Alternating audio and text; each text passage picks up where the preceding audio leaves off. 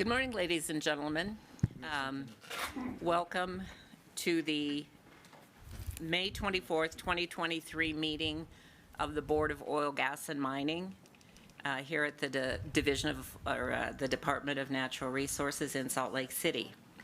We're going to start the meeting today with a briefing session. Looks like Mr. Baza is ready. Richard Borden, who is our regular chairman, is out of town today, so I am substituting as vice chair. And we're here with our soon-to-be new board member, Greg Galecki. So carry on, Mr. Baza. Thank you very much. Ms. Garrison, appreciate your serving in the place of Chairman Borden today. Welcome to you board members to the May meeting of the board here in Salt Lake City. As Ms. Garrison said, my name is John Baza. I'm the director of the Division of Oil, Gas, and Mining, and we'll do a briefing session for you this morning.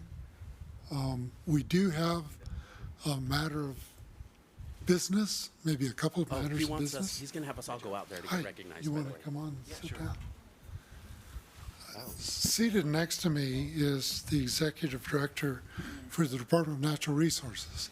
And because we have a new board member appointed by the governor, Mr. Greg Galecki, we also have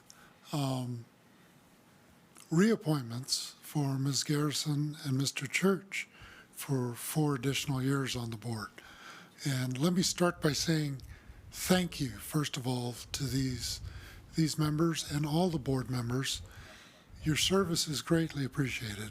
And I know that we've kidded about it in the past, but people don't serve on this board for fame and fortune. It is truly a benefit to the state of Utah, and what you do is difficult for any average person to accomplish. You're on this board because of your specific knowledge and expertise in certain areas that pertain to the extractive industries in Utah. So let me express great appreciation for what you do, and hopefully the division can serve you well and make your experience on the board a pleasant one. With that, we do have the business of administering oaths of office to Mr. Galecki, Ms. Garrison, and Mr. Church. And I'll turn the time over to Executive Director Ferry to conduct the business and whatever he wants to say. Yes, and thank you, Director Baza. And I want to echo his comments, how important the work that you do is to the state of Utah, to the people of Utah, and to the progress that we make as a state. When we look, Utah has consistently been ranked not only as one of the best places in the country to live, but also one of the best places to do business. And I like to, my background, my experience, my own personal life has helped kind of form my opinions towards the work that we do. You know, wealth and prosperity is derived from the earth and from the base. And when we look at the basis of what we do here as a state and the people of Utah, the work that you do and to help set policies, regulate, and help us as we in these extractive industries. That's where really the benefits and the abundance that we have as a people come from. And so very appreciative of what you do. So if we could, we do have those 3 members to swear in. Surprisingly, this is the first time I've done this. So you're going to have to give me a little bit of leeway here, but I'm going to do my best. And so if you would please rise. Can we do this as a group together? That's what I would prefer, yes. So if all 3 of you would please rise and then repeat after me. Raise your right arm, right? Yes. Okay, right arm to the square, thank you. I state your name. I, Greg Galecki, Having been appointed by Governor Spencer J. Cox having been appointed by Governor Spencer Cox and confirmed by the Utah State Senate and confirmed by the Utah State Senate as a member of the Board of Oil, Gas, and Mining, as a member of the Board of Oil, Gas, and Mining, do solemnly swear do solemnly swear that I will support I will support, obey, and defend obey, and defend the Constitution of the United States the Constitution of the United States and the Constitution of the State of Utah, and the Constitution of the State of Utah. and that I will discharge the duties I will discharge the duties of my office with fidelity. of my office with fidelity. Thank you, and congratulations. Looking forward to working with you on this next term. Important responsibilities, and thank you for the work that you do for the people of Utah. And I have a certificate here. We'll get Okay, Director Baza will hand that out to you at the appropriate time. But again, I just want to say thank you for what you're doing, the work that you do, the industries that you represent, and the experience and knowledge that you bring to this board is so valuable to the people in the state of Utah. So thank you. I'll let you get back to your work. You have a full schedule, and again, thank you for what you're doing. Thank you so much. Yep. Thank you, Director Ferry. All right, we do have certificates for you, and I'm thinking you'll have to sign each one yourself, but we'll get those to you sometime today. Those of you who were able to be here, we said farewell to Chris Hansen last night at a reception here in the auditorium. Very pleasant experience. Thank you to those who were here and wishing Chris farewell. But as the business of today is conducted, you'll find that Chris is gone from the board, but he still has some additional responsibilities that we intend to assign to him. So he won't be far from us at this point. But again, pleasant experience last night. One other item of business that is not on the agenda that I'd like to take care of. Trevor Gruel, would you come up, please? And have a seat at the table?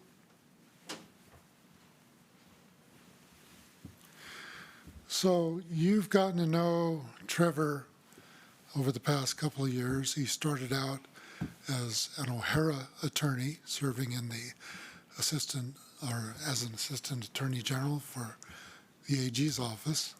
And Trevor informed us here recently that he had a plum assignment that he wanted to move to. It's a clerkship for a judge up in Anchorage, Alaska. So this is Trevor's last board meeting. I wanted to officially say thank you to Trevor for a job well done. We're going to miss you. Token of our appreciation, we do have a bag of parting gifts for you. And I'm sorry I didn't put any hot sauce in there. So that's a private joke that Trevor and I have. I like hot sauce and he doesn't. So. For the record, I like an appropriate amount of hot sauce, and he enjoys an inappropriate amount of hot sauce. Trevor, Okay. I'd just like to say it's been a pleasure working with you, and I hope you return to the state of Utah when your assignment is over. Good, Yeah, good luck. It has been a privilege to practice in front of this board. I've really, really enjoyed it, and I plan on this being my last board hearing for the moment, but I plan on being back.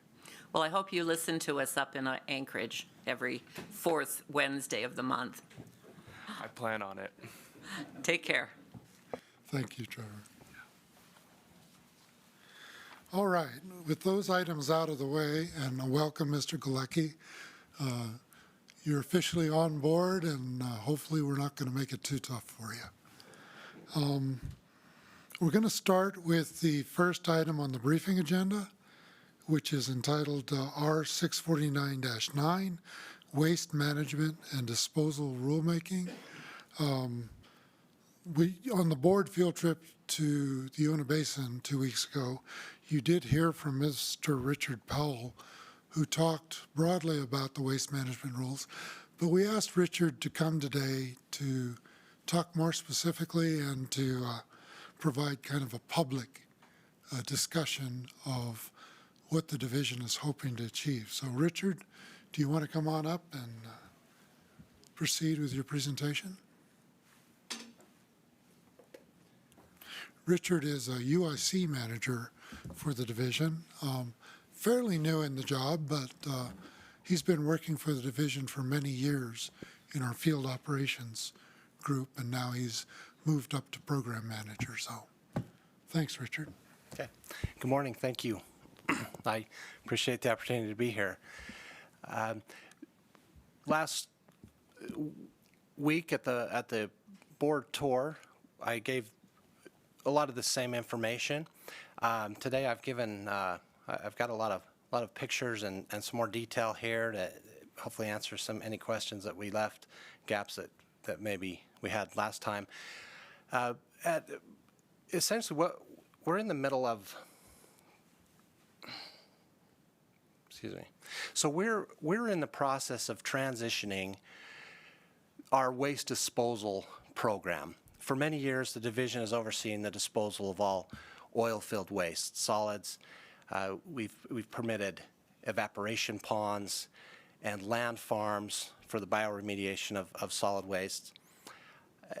In 2019, the solid waste definition has changed, and the EPA requested that the oil-filled waste disposal, all of that be handled by the state primacy agency for solid waste, and that would be the Department of Environmental Quality, Division of Waste Management and Radiation Control. So we've been working closely with them for the last year or so. We meet regularly to discuss this. We've entered into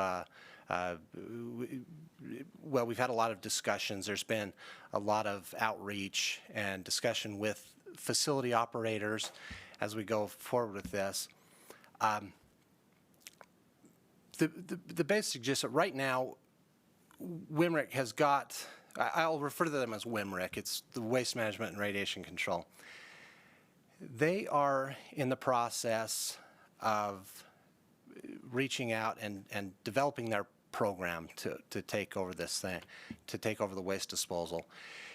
Dogum, right now, we're going to continue, or we're going to discontinue our land farm program and our evaporation pond program. Right now, there's many facilities, they still operate under these things, but this transition is underway. The date is yet to be determined about when this will be complete, but we're hoping by the end of 2024 that the transition will be complete.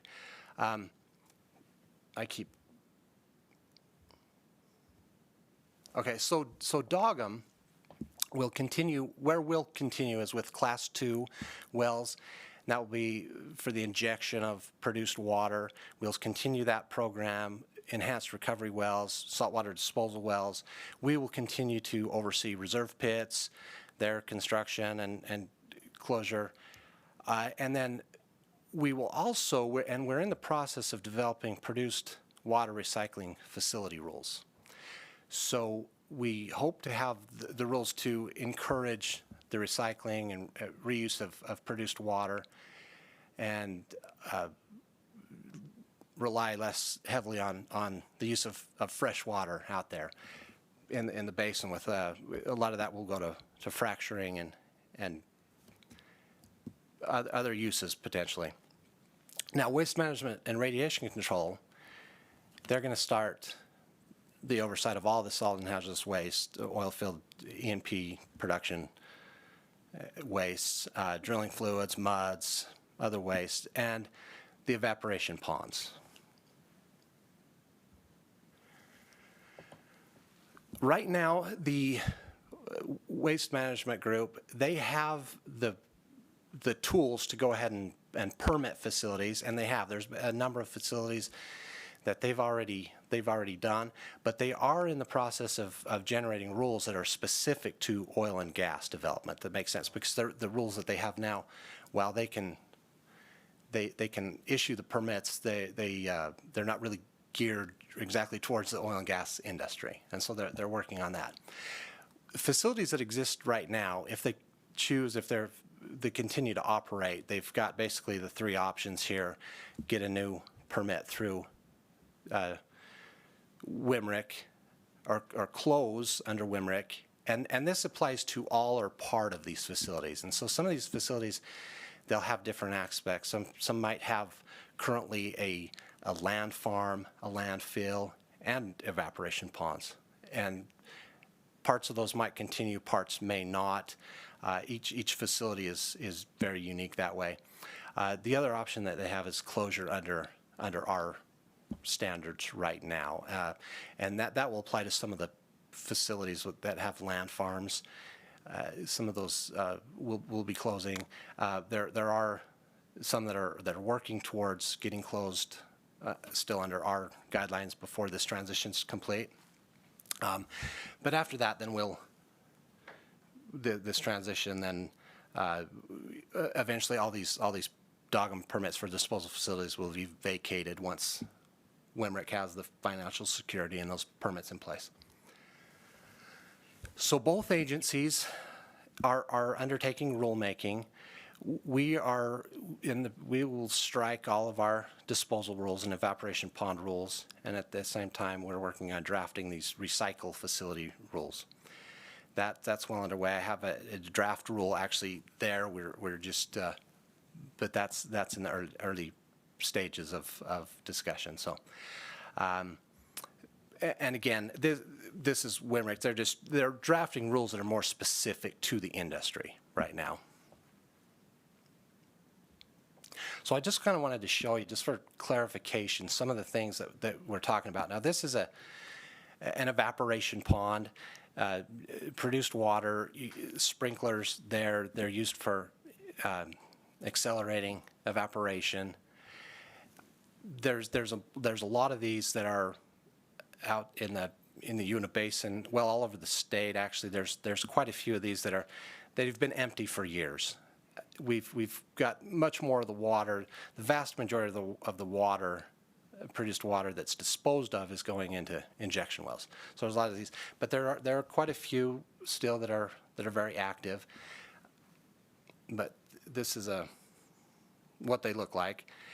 And then our land farm program. This is a land farm where we've got oil-filled wastes, tank bottoms, spill cleanups, and these sorts of things. They've gone in here and they're placed on the surface, tilled into the ground, and it's a bioremediation facility where hopefully we keep these in very shallow lifts, no more than 12 inches. We keep the soil aerated, it's tilled, and hopefully moisture and pH levels can be conducive to good bacterial action and growth and remediation. That program, we will be no longer overseeing those. I'm not exactly sure what a facility of this type will look like under WMRIC. They haven't, at this point, it doesn't sound like they're going to continue with land farming, but this will be transitioned into a landfill. I wish I could tell you exactly what that's going to look like, but I don't think WMRIC has not come out with that yet, and that's part of their rule writing and discussion at this time. This is a facility that, if you look to the side of that facility where you see the fluid, this was actually an evaporation pond that has been transitioned to the Department of Environmental Quality, and it's a landfill. It's actually permitted as a landfill. And that's several years old, that permit transfer. There's a number of those. Most of the existing landfills now for oil and gas in the basin are former evaporation ponds. They applied for a permit, and then they took over those ponds. So we've got a number of facilities that are like this. This facility where this picture is at, there are other ponds that are still used for evaporation, but this one, there's 2 ponds at this particular facility used for their landfills now. But basically just came in there, the water's gone from the pond, and now solid waste are being stored in there.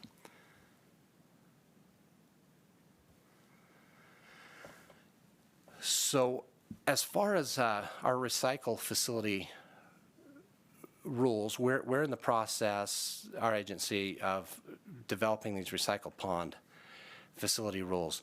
We've got two broad, we've got a couple of types. You've got permanent ponds that are built for long-term use. Most of this water would. The idea is that we're trying to encourage recycling of produced water so that it can be used for fracturing and these sort of things. So you have the two types. There are large permanent type facilities with ponds or movable open top large storage tanks. Others apply to, I think there's some unforeseen needs, recycling or reconditioning of drilling mud and these type of facilities too that might come about. So our rules will address those also. This is XCL. This is a really large pond that's built just for water recycling. This is all produced water. XCL stores and then uses this water for fracking in their field. This is a very large pond. You see the pipes around there. The pond is netted. There is some. You can see there's a little hydrocarbon on the surface of that pond right there. That's the reason for the net. It's a very large pond. It's about 2 million barrels. So it's built almost entirely in cut material. So it's a very stable. There are 6 liners. This is kind of the build as the gold standard. This pond right here. It's got a really pretty amazing track record. This top liner. Most of the time when you see these ponds, it's a black liner. This is a white liner. White liner. The black liners, when you're evaporating, of course, that would bring an advantage because you help heat the water and enhance evaporation. This one, they want exactly the opposite, thus the white liner. But this liner is also interesting in that the bottom half, this is a top liner of 6 different style liners. I won't go into all the details, but this liner is conductive on the bottom. So a leak could be searched for electrically through this liner with no water in there because that bottom conductivity. Well, it was really this was in the construction phase of the pond you saw just before. And then this is looking at the pond just so you can get a better feel for the net. For such a large pond, it's actually pretty impressive that they were able to stretch that net completely across it. It's like a net over 2 football fields, and the net is horizontal. So it's quite an impressive work. Now this is the other type of recycle facility that we're trying to address, and this is these movable recycle tanks that are set up, and this is a temporary facility. It could be there for several months, but produced water could be handled here and then used for fracking around a field. These particular tanks here are 15,000 barrels each. This is another one. This is a picture. There's 6 large above ground storage tanks there in that one. The one to the right is it's about 10 feet tall, quite large, very big, and it's netted too. That's the picture of the large tank, but you see that's got a net over it too. The other tanks that have a floating top, so. The net is yes, it's wildlife deterrence. Keep birds off of there. High TDS and high pH water?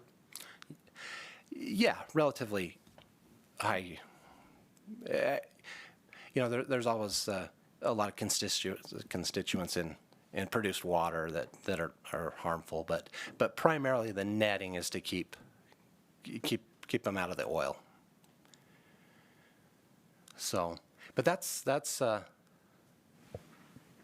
about it. If you have any questions. What's the track? Okay, so that truck, this truck is kind of neat, and I thought maybe somebody would be interested in that. Over in Altamont, Nick Stevenson had a land farm for years, and he actually had some old equipment. I wish I had pictures of all the old equipment, but this truck was actually in operation just not very long ago, hauling dirt around there. So he had an old, other old equipment, a front-end loader, and that you could literally, this old original model, you could have dumped a load of dirt right on your seat if you weren't careful. But yeah, that's kind of a neat old picture there. Board, do you have any other questions? Go ahead. Yeah, thanks, Richard, for the presentation. Do you know if WIMRIC's planning to staff out in the producing basins? Oh, yes. They do.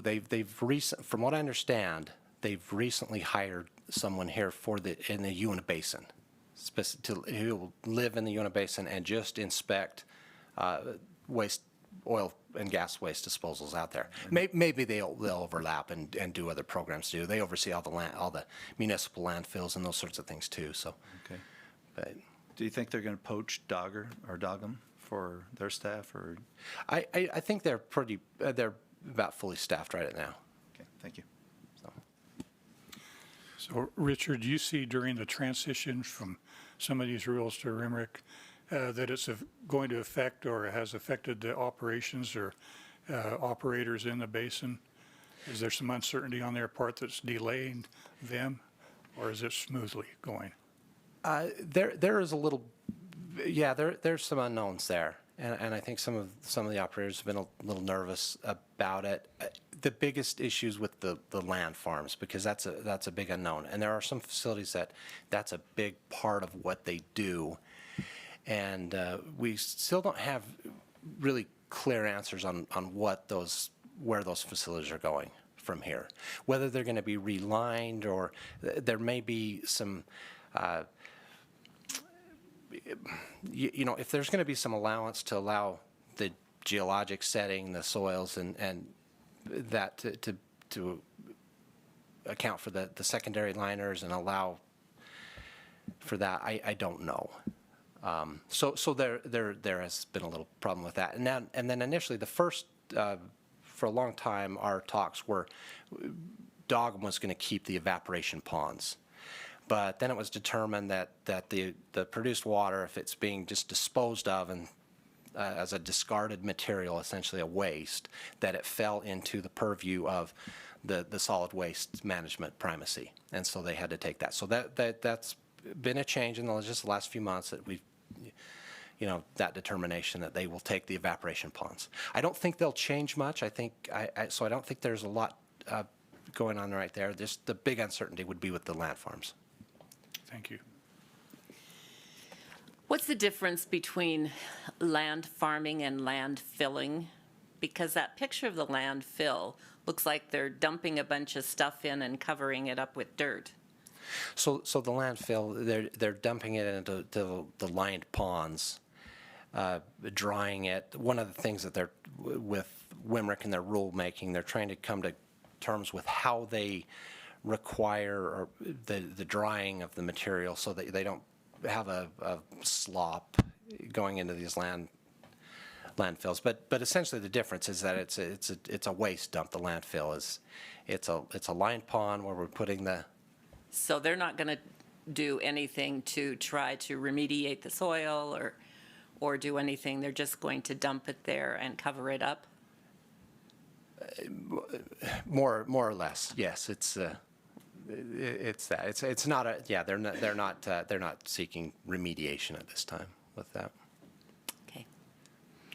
Mr. Gruelle. I just wanted to add in a little snippet for Mr. Church's question.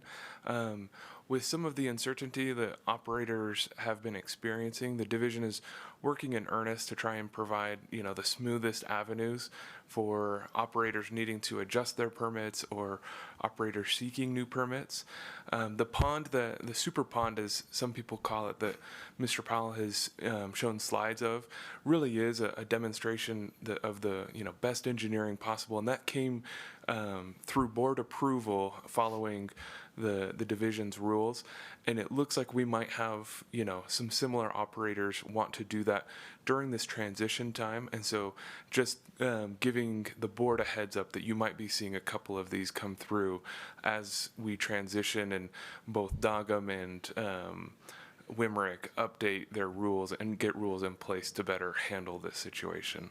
I remember last month Mr. Moon asked if we were going to have any rules go away, if we could get rid of some of the rules. And you'll be happy to know that we will be getting rid of some of our rules, especially regarding the waste management. Well, that's a good thing. When does Wimrick expect their rules to be final so that this can happen? By the end of 2024, before the end of 2024, they want to have this complete. Is this going to have any effect at all on the ponds out at the Magnum project? Are you managing those? The Magnum project, the salt caverns? Yeah. No, those aren't. Are you managing those? We are not. Okay. That doesn't fall under our purview. Okay. And I guess the dirt that comes out of the land farms, are you able to use that for anything? Can you plant on that or do? There have been times when some of that has been removed from some landfills, land farms. Generally, the use that I've seen over the years would be to bolster dikes of evaporation ponds or in. I haven't seen much where that soil was exported, outside of the facility where it came from. Can you plant on it in place? Do you throw some seed out there and does it get a ground cover? Well, your salinity continues to increase in that land farm. So if it's not overused and so if you use some salt tolerant plants, could be reclamation. It can be achievable, but you're not going to grow alfalfa or corn in it. Yeah. Right. I know we've made visits out to land farm facility, I think in the Mighton area in the past, and you can see some native vegetation starting to establish itself on the surface, but that's about all we've seen so far. Okay. It hasn't been shown to be a real resource or demand for soil to be exported from land farms to outside. No. Good.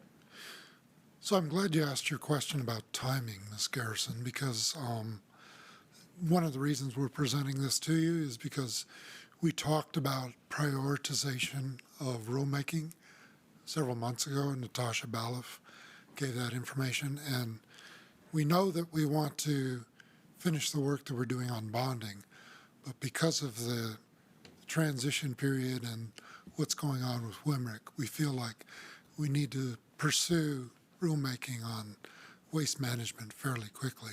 So that would probably be the next one in line that we start working on. And as we've done in the past, we've always asked for board consent to start that process. It's an informal process. I mean, there's no rules on how to conduct informal rulemaking. All I really need from you is a nod of the head or a thumbs up to say, yeah, go ahead and proceed. But we think this is pretty important at this time that we need to start the process. Board, do you have any objections if they use this as next project? Thumbs up. Okay. Thank you very much. Well, thank you, Richard. Appreciate it. Good presentation. Thank you. Thank you. Thank you.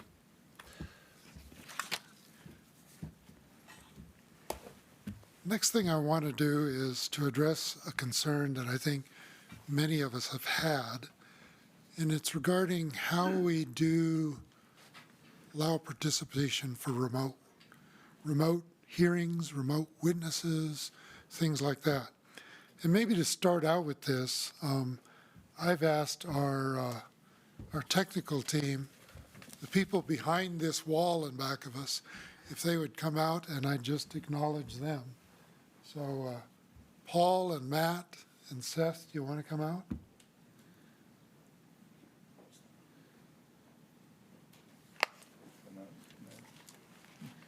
Yoo-hoo, guys. Ah, there they are. I know you've known Paul Gedge for many years. He's the department level person who does work with all of the divisions, trying to help them with their electronic AV needs, things like that. We have, and Seth, you'll have to remind me your last name. Majors. Seth Majors and Carmen McDonald. Carmen actually works for Water Resources. Seth was recently hired to be a number 2 behind Paul. So we've got quite a few people from outside the division who are already working in this capacity. And then Matt Morgan, you've probably met already. He was on the field trip 2 weeks ago. Matt is a Division of Oil, Gas, and Mining employee who is dedicated to this work. But I just wanted to officially acknowledge them. They make the magic happen. And we've come a long ways in our electronic processes, doing these board hearings, streaming them out, recording them. We do some of the same things with hearing examiners. You know, Matt helps us with our monthly staff seminars that we do in the division. But it's all stuff that has come about in the last 5 to 10 years, and we really appreciate the hard work that goes into it. So I just wanted to say thank you, you guys. We appreciate the work that you guys do to make this all work. Doing remote interviews and things has been such a benefit, and you guys do a really professional job, so kudos. Thank you. Thank you. Do they have a copy of? Okay, all right. So along with that, the reason we're discussing this today is I think we've all had some concerns about the quality of witness participation. Sometimes we have situations where it's hard to hear people speaking. They may be in Houston, Denver, or somewhere else across the country. And sometimes it's hard to see them. And I think the accommodation that we make is that this has helped a lot of people participate in board meetings that would have cost them a lot of money to fly across the country and come and sit in this room for a monthly board meeting. At the same time, I think because they're, you know, now this is an economic benefit to them, I think they need to be guided on how best to allow you as a board to see them, hear them, know what they're saying is accurate and true. So I had Matt put together a list of guidelines, which I think you have in front of you. We have not formally adopted these. And frankly, what I would ask you to do is if you see things on there that are reasonable, and you know, I'll just walk you through some of the things we've indicated. For example, under a computer, we've said make sure your internet connection, microphone, and camera are all working properly. Familiarize yourself with the software and how to connect. Turn off all notifications and alerts, and test the connection of your equipment before the proceedings to avoid any technical difficulties.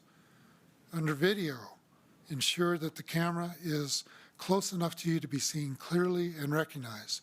Camera should be as close to eye level as possible for better eye contact. Each witness must have access to an individual camera and be the only one in the frame at the time of testimony.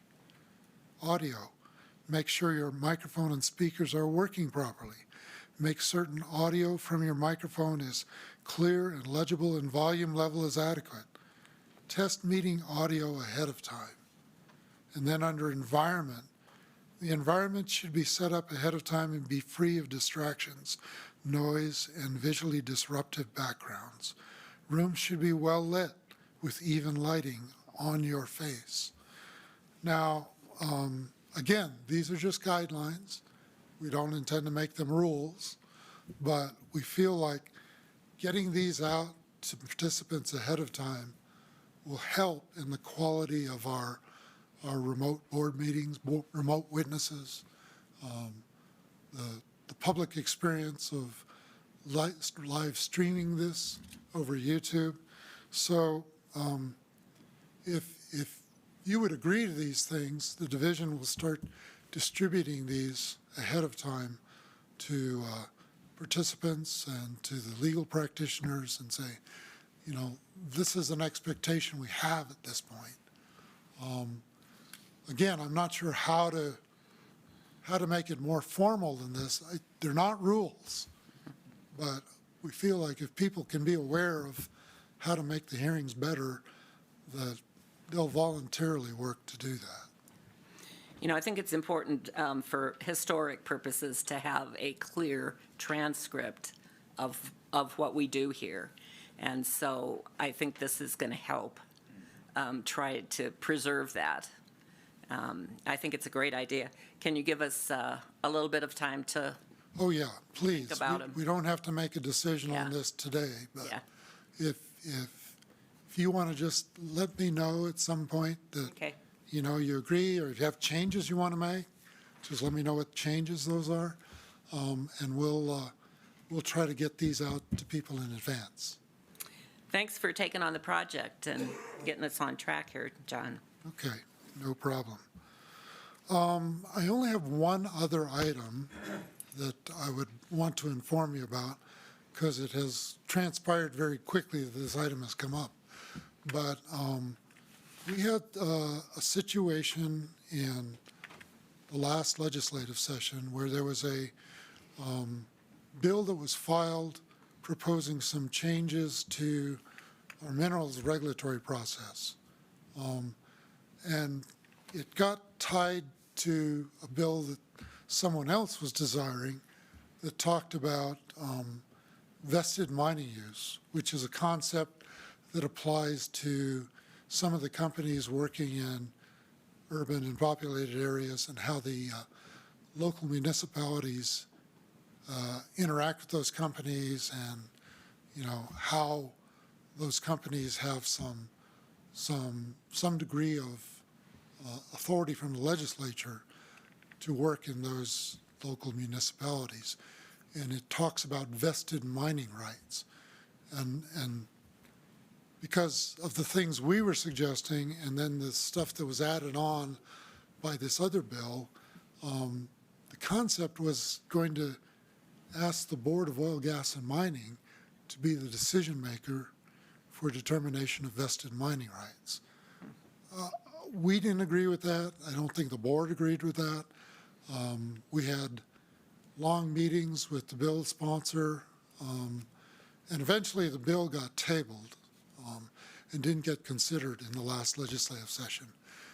But it did get put on the study list for interim.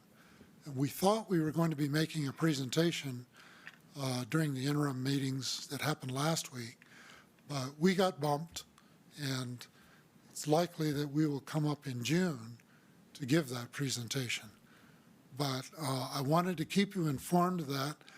We're going to do our best to try to focus on the changes to the mining statute that the division was desirous of, that would help in terms of permit applications and processing of mineral permits. The part about vested mining rights, we think there's a better place for that elsewhere, either in state government or in